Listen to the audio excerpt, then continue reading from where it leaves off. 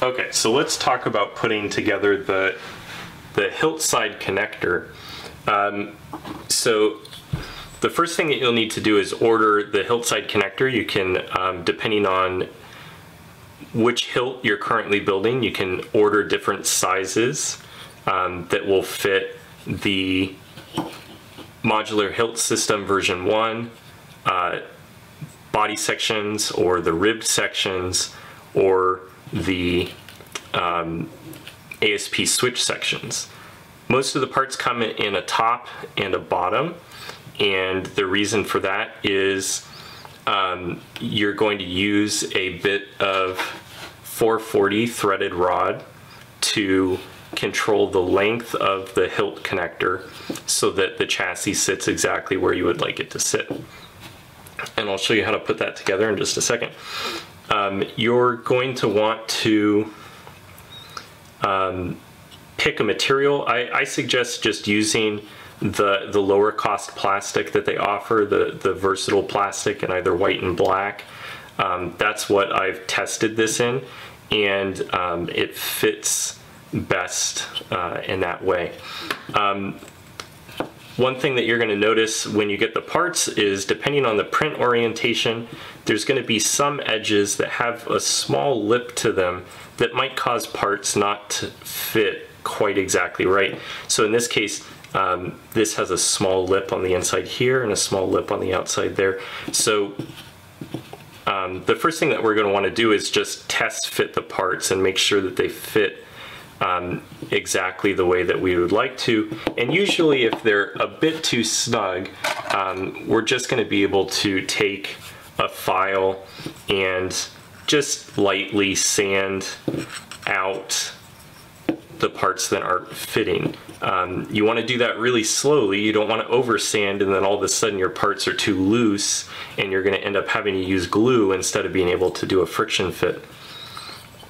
But the general culprits are usually this inner rim here that might need to get sanded just a little bit, and then this outer rim here in case it doesn't fit into your emitter. There are different versions of the hilt connectors. So this here shown is for the modular hilt system version 1, but there's also a smaller version for ASP parts. And this I printed at home, so it doesn't look quite as nice. And they all come in 2 different options, so that you can either use the NeoPixel connector from Dimitri. I'm looking for where mine is, right here. That has the pogo pens and the nice LEDs in there.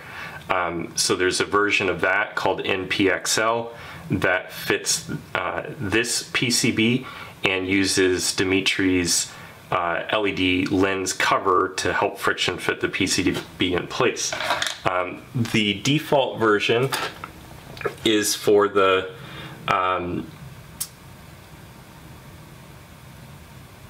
custom Saber Shop NeoPixel PCB that has the 7 pins. And in this case, this is going to friction fit in place with the pin cap on my Shapeways store. And let's see, I've got a version of the pin cap here. So the pin cap, you're going to want to be able to fit in there. And again, this is a friction fit, so it should be a little bit tight and go in there nice and snug and not come out. And that's what's going to hold the PCB in place. So this PCB would go through here like that, and it slides in nice and easily. And then this pin cap cover is going to go over it. One side of the pin cap cover has a chamfered edge and the other one does not. The chamfered edge actually goes down to accommodate for maybe any excess solder that might be down at the base of the pins. Right, so that's just going to push in there like that, very gently, and that'll friction fit it in place so that it doesn't come out. And the way this is designed is that the top rim of this part is just slightly above where the physical stop of the spring-loaded pins is, so that the pins never get the brunt of any strain if the blade gets knocked along the axis. If you find that this rim, just because of printing tolerances, is a little bit too tall, again, you can take this part and a piece of sandpaper and just sand it slowly to get that exactly where you would like it. But again, the rim is supposed to be slightly higher than the physical stop of the pins there. Some of the versions of the 25.8 millimeter hilt connectors do not have this lip, and the reason they're missing the lip is in case you have some other way that you would like to secure the connector into the switch section. So in this case, this switch section, if you can see here, has a screw that's securing this switch plate in place, and we could actually use that screw to also secure the chassis, the hilt connector in the place that we'd like. So if you'd rather use a retention screw or a glue, then you can do that. But the way that this is really intended to secure is that you're going to take the top of the hilt connector, and it's going to fit right against the top of the threading of the switch section, or in the instance of Modular Hilt System version 1, it'll have that same lip and it'll fit right inside of your body section in the same way. Then when you screw on the next part, that lip is going to get sandwiched between the threading of the two parts, and then that'll keep your chassis locked in place. And the hilt connector, when it's all together, is a nice tight fit, so that when you're swapping emitters, you don't have to worry about it falling out or moving around or anything like that. So you want this to be nice and friction fit, but we're also relying on this lip to give us a mechanical stop so that the chassis can't go anywhere as we're dueling or as we're inserting and pulling out the modular chassis unit. Okay, so the next thing that I want to show you is how we're going to set the size of the hilt connector. So in this case, I want, for this to sit well, I want to take my modular chassis unit and figure out exactly where this is going to sit in my hilt. For ASP parts, the connector is going to sit near the end of the threading here. So the chassis unit is going to go in just about that far, and it'll have a physical stop there. So we want to make sure that we have the connector in the right spot for that. For Modular Hilt System version 1 parts, you'll see we've got the indexer here and the physical stop for the chassis there, and so it'll slide in just like that. Okay, so to set the length of the connector, we're going to use a pair of digital calipers to measure the distance between the rim where that locking lip sits, right here, and where the connector or the modular chassis unit stopped. And in this case, for ASP parts in the switch section, what we can do is we can just measure from one end of the threading to the other, and then we want the recess to be about 2.5 millimeters. So that'll give us an idea of how long we need, or how much space we need between these two parts. We're going to use 440 threaded rod and some nuts to lock everything in place. And the first thing that we're going to be doing is just getting 2 nuts right in the center of the rods, and I've gone ahead and measured that these rods need to be 30 millimeters. So the rods are going to slide into these holes here, and then we're going to need another nut that's going to go into this slot here, and then we're just going to kind of fiddle with it just for a little bit to get that nut onto the end of the rod.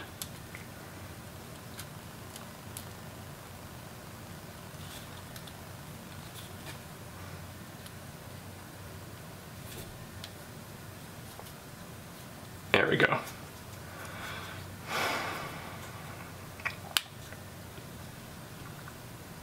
Okay. And then it's a little hard to do on camera here, but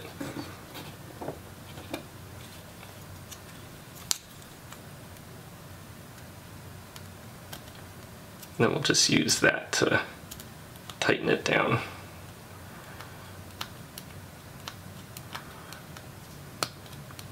Okay, now this second nut here is going to get screwed against the outer wall to lock it in place.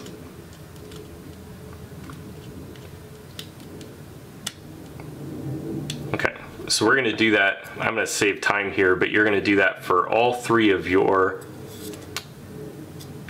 mounting points here.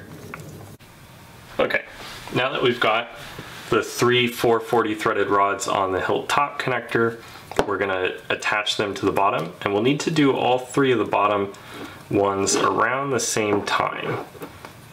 So we can't tighten one nut fully before the others. So what we're going to do is we're going to get each nut just threaded onto the end so that we know it's sitting on correctly.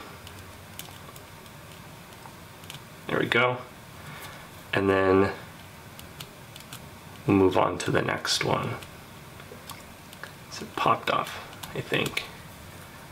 There we go. And the reason for that is that we've got to still have room to get the nut into the other ones. So get that in there. The hilt bottom connector has a little bit of extra room, so you don't have to be super precise with how you cut the length you cut the threaded rods. I think there's like a 2 or 3 millimeter recess, so it doesn't have to be perfect.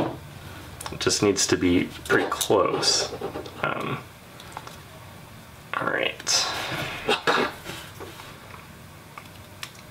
Another thing that I forgot to mention is if you wanted, now that this is going to sit on the inside of your hilt, so it probably in a lot of cases isn't going to be visible, but if for some reason you wanted to kind of dress it up a little bit, the brass covers on the custom saber shop do fit, so you could run the brass between the two and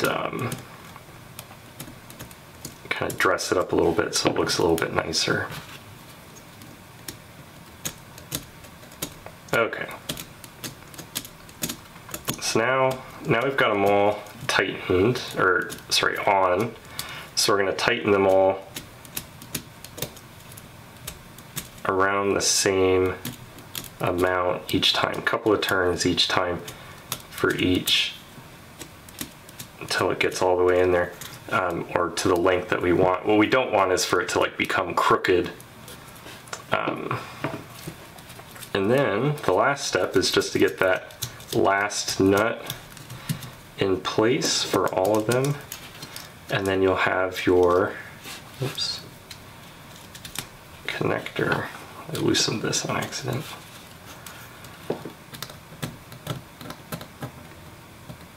then you'll have your connector set to the right size.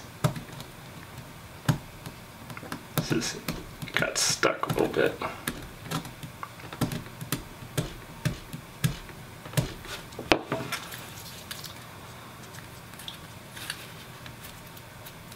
There we go.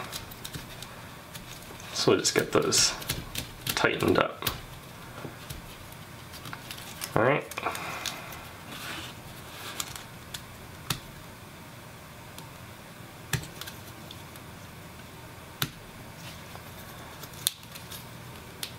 And then you might want to go again with maybe holding it with a pair of pliers or something so you can get it really nice and tight. And then we'll just double check that we have a nice fit. So we have a nice friction fit. It's not going to go anywhere when we remove the emitter. And we can check that this is going to sit in where we like it.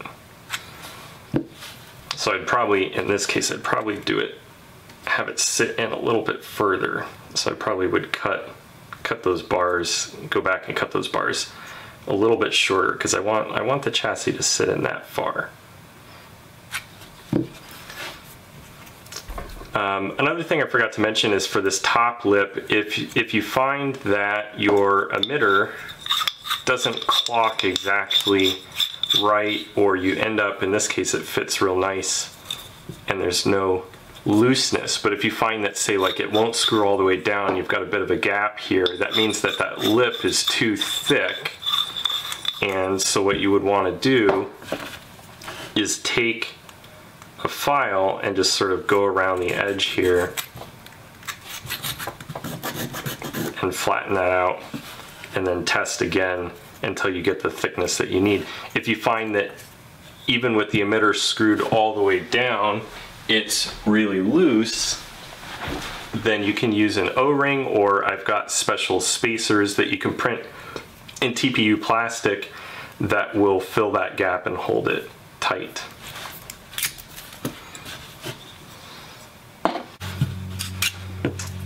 But once we have it the length that we like, we're ready to start putting the electronics in there. The first thing that we want to do is put our NeoPixel PCB in there. There's different options for the top connector. You can use the custom SaberShop 7-pin one, or you can also use the Dimitri's NeoPixel PCB that has the LEDs on it. If you go with this one, Dimitri's got his own lens cover that helps push it in place with a friction fit, so you would need to buy that as well. If you get the custom SaberShop's 7-pin PCB, then you're going to buy the cap from my Shapeways store. And the cap has one side with these chamfered holes, and that actually goes down to accommodate any excess solder that might have, whoops, doing that wrong, gone in there, because we want it to sit right up against the PCB like that.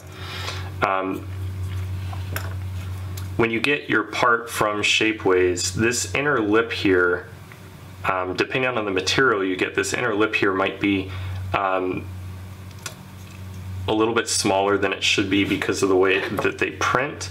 And so you would want to take a file with a rounded side like this one or this one and get in there and just gently file that edge so that it's smooth. What you want is to get the PCB wired like that, and then you want the PCB to be able to slide in without too much trouble, just like that. And what we're going to use is we're going to use the cap to friction fit it in place. So again, those chamfered edges are going to point down, and we're going to slide those over. If you find that the holes are just a little bit too tight, again, depending on the material you pick, you may need to take a rounded file like this and just get those edges sanded off. and then it should fit nice. So we'll put those down. And then we want to apply nice and even pressure. We don't want this to go in at a diagonal and bend any of the pins or anything like that. And push on that until it sits nice and flush. It'll sit with just a little bit of a recess, and the main contact for your blade is going to be this rim here, which is going to hold, again, the brunt of the force, so that the pins can travel their full distance, but they're not physically taking any of the stress when they're fully depressed. All right, so we'd have that done there. The next thing that we're going to do is get our GX16 connector. When you buy your GX16 connector, it's going to come together like this, and we're going to just unscrew this ring here, pull them apart. We'll save this for later. We use this end for the modular chassis unit, and this is the part that will go in the Hilt connector. So the Hilt connector, we're going to solder it up like this, again being careful to follow our pinout. And you'll notice I've got the 3 unsoldered here. This is just how I like to do it. I like to solder the 3 wires to the PCB first, the rest of the wires to this connector, and then what I'm going to do is I'm going to hold this connector in my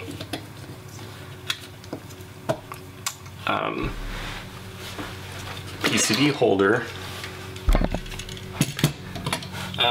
like this.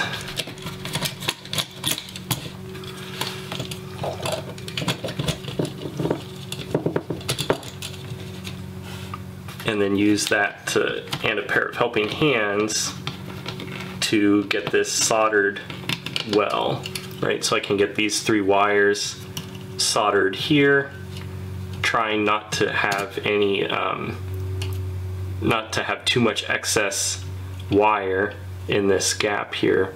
And then when it's all ready, then I can put it into place. You'll notice that the GX16 connector has a flat surface here. So we can put that flat surface down like this, and it'll slide right in. We want to slide that down as far as we can. And then we're going to take a pair of pliers and twist this so that the indexer nub here is opposite the plastic indexer there. So we want this at the 3 o'clock position.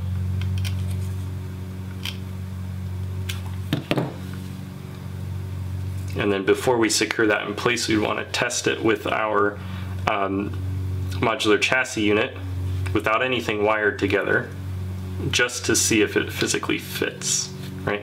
We want it to go in just like that. Okay. Once it's in, I have a GX16 cap that goes over the top of that. I didn't print one in this size ahead of time, so sorry about that.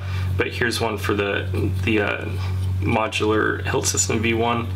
And what's going to happen is you're going to put with the GX16 connector in there, this cap is going to go over the top of it and keep it in there nice and secure. And it also has a wire channel so that you can feed some of these wires through that channel so that it can still slip into place when you need it to go in. If you want this secured even more securely, you could add a little bit of glue once you've got everything finalized between the cap and the GX16 connector, and then that'll make sure nothing goes anywhere or gets twisted as you're putting this together. All right, so anyway, so the step here would be to get these wires soldered to the GX16 connector, which I'm going to skip for now in the interest of keeping this video short. And what I would want to do is I'd want to take these wires that are going to in this case, we've got some wires going to the switch section, or I've got wires that are headed towards a secondary NeoPixel strip, and I need to tuck those either into this space here or back through the wire channel on the GX16 cap, because I'm going to slide it through the switch section. Also, if you're going to install the optional 2 pins here, I found that what works best is using a pair of the pogo connectors that come with the speaker PCB.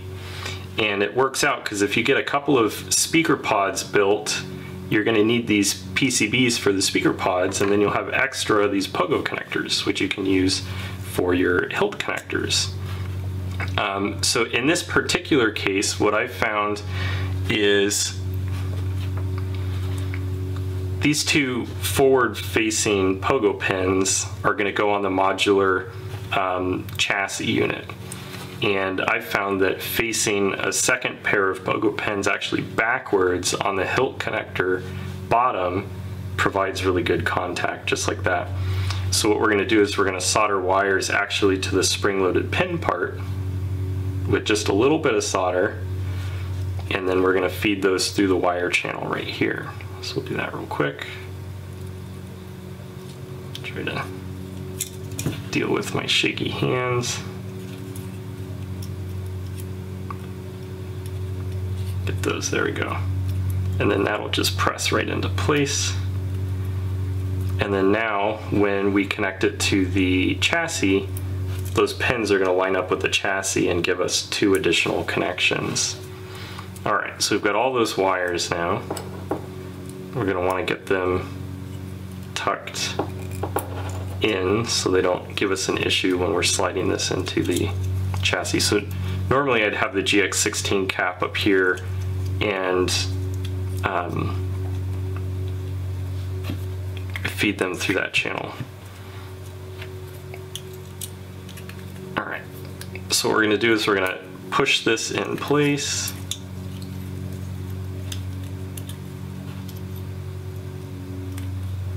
Get all these wires through. And we don't want you to pop up. We try to get out the wires for the switches.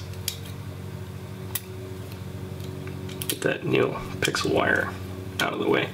So we need for me, it's the orange switch, or the orange wire, sorry, for the switch, and the blue one, and the gray one. That's my main aux and common ground, and then the rest would just push through, keeping this down. There we go. So these wires we would fix to the switch. These would normally be soldered to something. I'm just trying to save time so they wouldn't be sticking out here. Once you get these soldered to the switch, then you can press fit the switch down there, and then your Hilt connector would be finished.